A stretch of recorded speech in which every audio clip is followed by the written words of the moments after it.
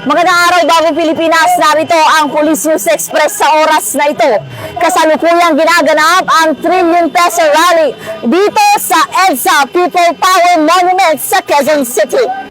Sa kabila ng matinding init at biglang pagbuhos ng ulan, nananatiling matatag ang mga tauhan ng Philippine National Police na patuloy na nagbibigay ng seguridad at serbisyo para sa mamamayan sa isinagawang Trillion Peso March sa EDSA People Power Monument ngayong araw.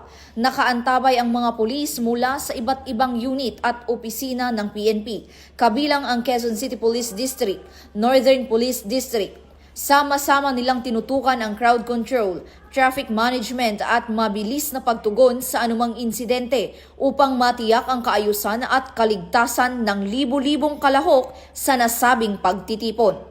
Sa pamumuno ni Police Lieutenant General Melencio Nartates Jr., Acting Chief PNP, tiniyak ng pambansang pulisya na mananatili silang nakahanda at patuloy na maglilingkod para sa kapakanan at seguridad ng publiko. Mula rito sa EDSA People Power Monument, Quezon City, ako ang inyong PNN correspondent, Patrolwoman Fe Octaviano, alagad ng batas, tagataguyod ng Balitang Pulis.